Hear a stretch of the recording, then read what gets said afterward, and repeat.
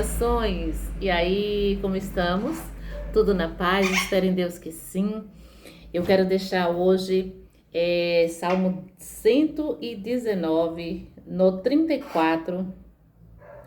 Aliás, eu vou ler aqui o do 33 e o 34, que diz assim: Ensina-me, ó Senhor, o caminho dos teus estatutos e guardá-lo-ei até o fim. Dai-me entendimento e guardarei a tua lei e observá-la-ei de todo o meu coração. Muitas vezes a gente não entende, não é verdade, os mistérios de Deus. A Bíblia Sagrada é um livro tão complexo, um livro tão lindo, tão magnífico, mas ao mesmo tempo eu me lembro da parábola de Jesus, quando ele estava falando para os seus discípulos e eles procuravam por que o Senhor só falava com eles, né, para que eles entendessem e os outros não. E Jesus disse, né, que era apenas para os seus servos entenderem a palavra. Ou seja, o mundo às vezes abre e acha que é um livro comum, é apenas uma biblioteca, né, de 66 livros. E tem coisas aqui que o ser humano não entende. Quem não tem o Espírito Santo de Deus lê apenas como um livro comum, né? Mas nós que temos o Espírito Santo de Deus, temos a chamada divina, estamos meditando nesse livro de dia e de noite, nós aprendemos que os mistérios de Deus são infinitamente muito mais do que aquilo que pensamos e imaginamos.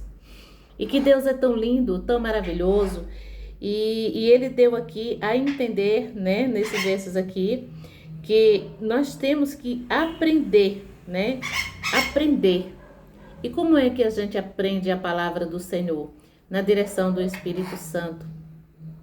Somente eu costumo chamar ele o meu professor querido, né? O Espírito Santo de Deus, ele é quem nos revela o que está entre as linhas da Bíblia Sagrada. Há aqui um oculto, né? Um profundo e um escondido que só aprende mesmo quem tem o discernimento do Espírito Santo. Isso me alegra muito, porque é um livro curioso, não é verdade? Eu já ouvi vários comentários de pessoas que eram ateus, né? E eles tinham curiosidade de saber que livro é esse? Por que tanta gente, por que os cristãos, né, se apega tanto a esse livro? O que há nesse livro? Então, eu até cito, né, um grande escritor de autoajuda, que é o Augusto Cury. Ele era um super ateu, ele não cria em nada, mas um dia ele teve curiosidade de saber o que estava escrito neste livro, e ele foi buscar de Deus e ele aprendeu. E hoje ele é um grande entendedor da palavra de Deus, tanto que ele escreve livros, né? Milhares de livros aí, inspirados na palavra do Senhor. Isso é gratificante, né? E no 34 diz assim: dai-me entendimento, né? É tão gostoso quando a gente lê a palavra do Senhor e a gente entende o que o Espírito Santo quer nos ensinar. Ele quer nos mostrar que somente Deus é o dono de tudo, que somente Deus é o caminho, a verdade e a vida. Somente Deus pode nos levar muito além daquilo que nós pensamos e imaginamos. E quando a gente entende a palavra do Senhor, a gente guarda ela no nosso coração e fica muito mais fácil, né, de viver. É tão gostoso. É tão gostoso quando você, às vezes, está preparando algo e diz assim: ó Deus, só deixa que isso aconteça se for da tua vontade.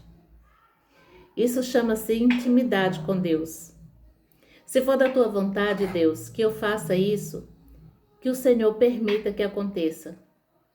E se não for da tua vontade, que o Senhor também permita que não aconteça. E eu com a pouca intimidade que tenho com Deus, que por mais que a gente diz assim, eu sou íntimo de Deus, a gente ainda está bem longe de Deus, não é verdade?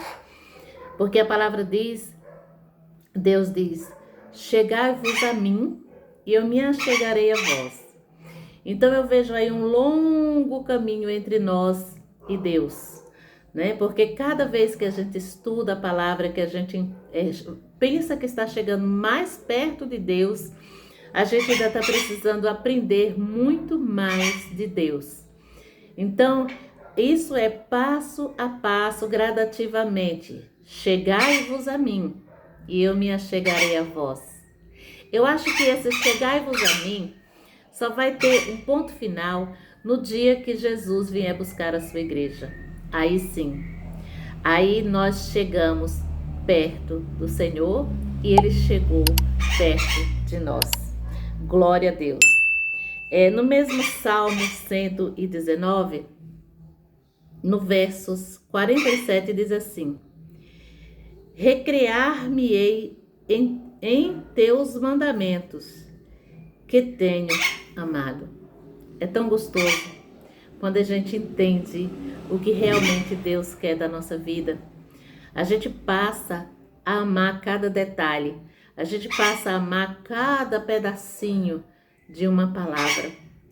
Quando Deus usa alguém para falar, quando a gente lê a palavra, quando a gente sonha, né, que Deus nos revela em sonho. Deus mostra tanta coisa a cada dia. E nós estamos ali ligadinho no Senhor, né?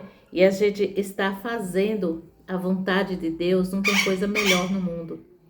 E outra coisa que veio aqui ao meu coração: você não precisa se justificar para ninguém que você está fazendo isso, que você está fazendo aquilo, que você está indo na igreja, que você é cristão, que você é o super cristão, para que ninguém venha falar de você. Não. Siga o curso da sua vida com Deus. Siga o caminho que Deus determinou para você. Siga as instruções de Deus. Alegra o teu coração no Senhor. Eu gosto muito disso, sabe? De falar de alegria do coração.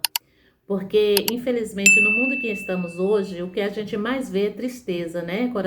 Corações entristecidos. Mas Deus é a nossa alegria. Então, eu não preciso justificar para ninguém o quanto de Deus eu tenho na minha vida. Porque por mais que eu tente explicar para o ser humano o quanto eu tenho de Deus na minha vida, isso não vai mudar nada. Então, como é que eu vou mostrar que Deus está na minha vida? É pelas minhas ações, é pelo o meu comportamento, é pelo abrir e fechar da minha boca, é por aquilo que eu ensino, é por aquilo que eu falo, é por aquilo que eu tenho a passar para alguém quando alguém chega até a mim necessitando de uma palavra de Deus. Então, isso é estar cheio de Deus, isto é ter Deus na vida, isso é ter avivamento, né? Avivado sempre na presença do Senhor. É você ter uma oração, é você buscar ali os dons do Senhor, para que você use no momento necessário.